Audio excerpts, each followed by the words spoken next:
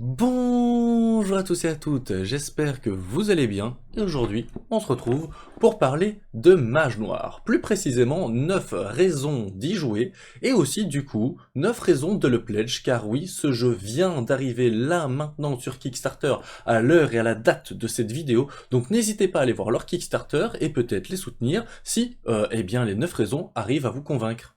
Première des raisons, eh bien ce sera ces illustrations qui sont tout bonnement magnifiques. Évidemment, il y a aussi tout un univers qui a été créé autour de cela, un univers qui se veut cohérent, même si vous allez incarner des mages noirs. Les illustrations, ben voilà, je l'ai déjà dit, mais je dois le redire, elles sont vraiment topissimes, elles ont un style graphique, il y a une patte graphique qui est propre à Mage Noir, et ça me plaît beaucoup dans un jeu de cartes, eh bien de pouvoir regarder, contempler ces illustrations lorsque je joue. Deuxième des raisons, eh bien c'est tout d'abord parce que c'est un living card game, c'est-à-dire un jeu de cartes qui va évoluer, vous n'avez pas besoin d'acheter des boosters pour espérer tomber sur des cartes qui sont fortes, vous avez tout dans la boîte de base. Et cette boîte de base, justement, elle démarre au prix de 35€, donc c'est vraiment un prix qui, je trouve, est très accessible pour tout ce que ça peut vous offrir, et encore une fois, je le répète, vous avez tout ce qu'il vous faut dans la boîte de base, il y aura des extensions au fur et à mesure si le jeu est un succès, je pense que ça risque de devenir un jeu qui est connu, mais il faut savoir qu'ils ont décidé de caper à peut-être une sortie par an pour vraiment laisser le temps aux gens de prendre du plaisir dans le jeu et que ça ne leur coûte pas un investissement complètement fou. Donc voilà, je vous invite à aller voir sur leur Kickstarter si jamais ça peut vous intéresser. Troisième des raisons, je sais que c'est important pour de nombreuses personnes d'entre vous, c'est un jeu complètement traduit en français, créé même par des Français qui sont passionnés, qui veulent renouveler le genre, et j'aime à dire que ce jeu, eh bien pour moi, c'est un Magic, mais en mieux pour toutes les mécaniques qu'il apporte. En parlant de mécanique et de Magic, eh bien nous allons pouvoir parler dans ce jeu de mana partagé. Quelle bonne idée! Vous n'avez pas de mana à l'intérieur de votre deck. En effet, tout le mana et toutes les couleurs de mana sont disponibles dans ce qu'on appelle l'éther disponible, et à chaque tour vous allez prendre un certain nombre de cartes de ce mana, les placer dans deux piles au centre de la table, alternativement, et ensuite, il vous suffit de choisir une pile que vous prenez pour vous. Ce mana, qui plus est, vous allez le conserver si vous ne l'utilisez pas. Donc il y a vraiment deux choses à bien retenir. 1, il n'y a pas de mana dans votre deck. 2, vous prenez n'importe quel mana que vous voulez à chaque tour. Et bah il y aura une troisième chose à retenir, c'est que vous conservez ce mana si vous ne l'utilisez pas. Cinquième des raisons, ce sera encore une raison mécanique, c'est les crafts de sorts. En effet, dans ce jeu, vous allez lancer énormément de sorts, et lorsque vous les lancez, vous payez leur coût en mana. Jusque-là, vous allez me dire tout à fait normal. Maintenant, une fois que vous l'avez lancé et qu'il est sur la table, vous pouvez décider de appliquer l'effet de la carte, et donc effectuer peut-être des dégâts, ou aller piocher des cartes, bref, faire l'effet qui est noté sur la carte, ou alors vous pouvez préparer ce sort. Et préparer ce sort, ça sert à quoi? Ça sert que chaque carte a un nom de carte. Et ce nom de carte comporte des mots-clés, comme flamme, comme souffle, comme vent, vent des ténèbres, typhon, bref, des noms de cartes. Et bien ici, dans ce jeu, c'est très intelligent, parce que lorsque vous préparez ce sort, eh bien le nom de la carte devient des mots-clés qui peuvent être utilisés pour lancer des sorts un peu plus puissants. Je vous donne un exemple, mais donc avec une carte qui aurait le mot-clé flamme, ça va vous permettre de lancer des sorts plus puissants qui demandent flamme x1, ou flamme x2, ou flamme x3. Mais pour avoir flamme x3, si vous m'avez bien compris, il faudra au moins 3 cartes que vous avez préparées ayant le mot-clé dans son nom flamme. Et ça, c'est vraiment super génial parce que ça vous permet vraiment de temporiser, de décider ce que vous faites dans la partie aussi. Ça vous dit, au début de la partie, vous avez envie de préparer des sorts pour en sortir des plus puissants, et inversement, peut-être qu'en fin de partie, vous avez envie de lancer des plus petits sorts pour essayer d'éliminer votre adversaire. En termes de deck building, de crafting, de réflexion, de stratégie dans la partie, ça va donner des possibilités qui sont vraiment immenses, et c'est très intelligent et très facile à prendre en main, très logique à comprendre. 6. Ce sera le concept de Mage Noir. Bah oui, c'est son nom carrément du jeu. Eh bien, Mage Noir, en fait, c'est un état. Mais cet état, il va vous permettre parfois de jouer certaines cartes qui sont plus puissantes. À la base, vous pouvez devenir Mage Noir grâce à une carte qui vous dit « Vous devenez Mage Noir ». Jusque là, vous dites « Ça change quoi ?»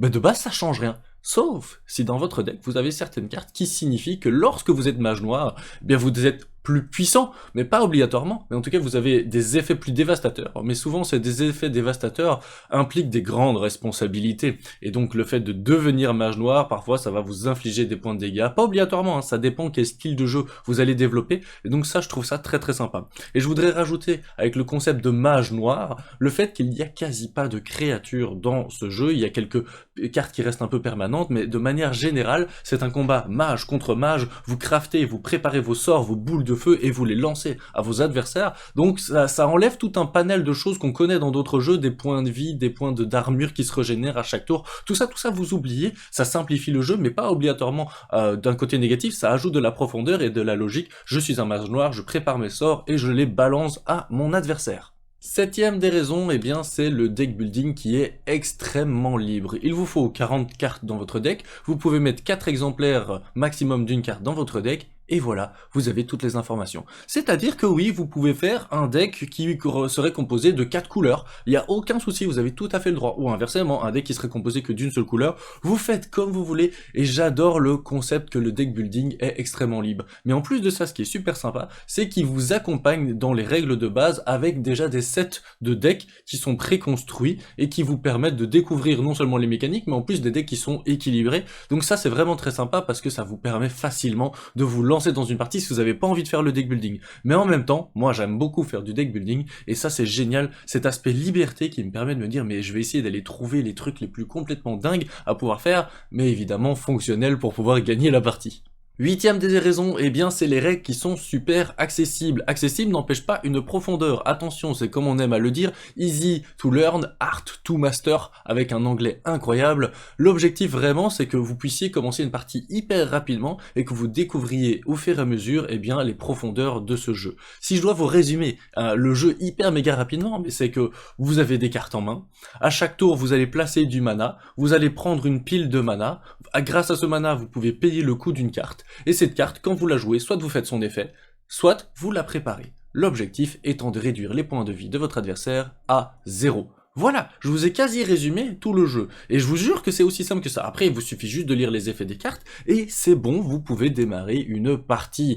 C'est vraiment super bien, les règles sont bien écrites, sont bien détaillées, il y a des dessins dans les règles qui vous expliquent tout ça, et vraiment, c'est trop chouette, des règles qui sont aussi accessibles. Je trouve ça super important dans un living card game qui va évoluer vraiment au fur et à mesure, et qui est très profond dans les stratégies possibles, que les règles aient réussi à être épurées à ce point. Neuvième des raisons, ce sera la gestion de l'aléatoire. Vous savez comme c'est important pour moi dans un jeu de cartes, surtout un jeu de cartes qui se veut compétitif quand même au final, même si vous pouvez jouer tout à fait avec vos amis sans aucun problème, et sans chercher de la compétition, on va chercher à gagner. Donc l'aléatoire c'est quand même frustrant. Il en faut un petit peu, attention, c'est très important. Et donc on va commencer avec le mulligan. Tout d'abord, au début de la partie, vous allez piocher 2 mains de 5 cartes, et vous allez regarder quelle main vous voulez garder. Donc déjà, sur 40 cartes, ça vous permet de piocher un quart de votre deck, ça réduit pas mal la proportion de chances que vous n'ayez aucune des cartes qui vous intéressent pour débuter une partie. Première information. Deuxième information, le deck building que je vous ai dit est hyper méga libre, vous mettez 4 exemplaires maximum d'une carte, mais 4 exemplaires d'une carte, dans un deck de 40 cartes, ça augmente à 10% le nombre de chances que vous avez de piocher la carte dont vous avez besoin à un moment donné, donc ça c'est très très fort aussi. Et enfin, eh bien ce qui se passe, c'est il y a tout le système de ressources, donc le fameux mana, qui n'est pas présent dans votre deck, donc dans votre deck il n'y a que des cartes qui sont, entre guillemets, intéressantes, hein, et ce mana, vous allez le piocher avant de vous allez le prendre avant de prendre les cartes dont vous avez besoin, et ça ajoute un petit peu ce concept, ce petit piment quand même, hein, c'est qu'il faut un peu d'une part d'aléatoire, vous allez prendre du mana en vous disant il me faut tel et tel mana parce que cette carte là il me la faut absolument, et boum, le top deck et vous avez la carte que vous aviez besoin. En plus de ça, sur l'aléatoire, il y a toute la gestion de la partie en elle-même qui est très forte, parce que ce mana il est partagé et il va être remis dans la pile lorsqu'il est utilisé, et donc lorsque vous utilisez du mana, j'en ai pas parlé dans le mana partagé mais c'est un bon moment de le dire maintenant, et bien c'est justement lorsque vous allez utiliser ce mana il est remis dans la pile, donc il y a toujours un rééquilibre de mana, sachant que parfois vous avez des cartes qui coûtent très cher en mana, et donc on va dire des decks qui sont un peu plus contrôle. Les decks plus contrôle vont tout à fait pouvoir s'exprimer dans ce jeu, parce que justement ils vont pouvoir temporiser, accumuler beaucoup de mana dans leurs mains, attendre qu'ils aient les bonnes cartes, et puis pouvoir va les jouer et faire un tour complètement dingue. Inversement, un deck un peu plus agressif, ce qui est plus mon style de jeu clairement, eh bien au début de la partie, il va justement essayer d'enchaîner les petits sorts, clac, clac, clac, clac, je fais plein de petits sorts, parce que quoi qu'il arrive, la plupart des cartes dans mon deck me permettent de faire des dégâts. Donc tout ça, ça va amener une belle gestion de l'aléatoire qui donne du plaisir au jeu. Il faut être un peu patient dans ce jeu, il faudra l'apprendre, petit truc astuce, je ferai peut-être d'autres vidéos dessus, parce que je suis en train de m'éloigner dans le sujet, mais oui, il faut apprendre à être un peu patient dans ce jeu, parce que vous piochez une carte par tour, donc il faut gérer un petit peu ça, mais vraiment, vous êtes hyper libre, et l'aléatoire n'est pas frustrant dans ce jeu, et ça, c'est génial.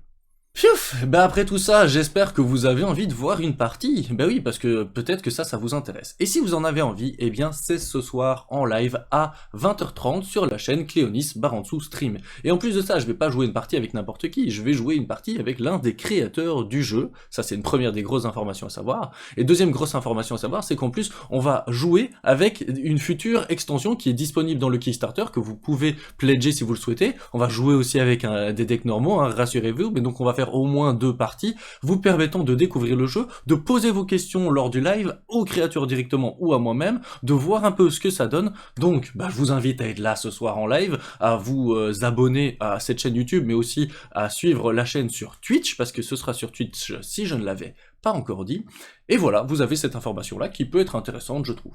Merci à vous d'avoir regardé cette vidéo, si elle vous a plu, comme d'habitude, merci de la partager, de la liker, de commenter, parce que j'adore les petits commentaires et je m'amuse à vous répondre et à réagir à ce que vous dites.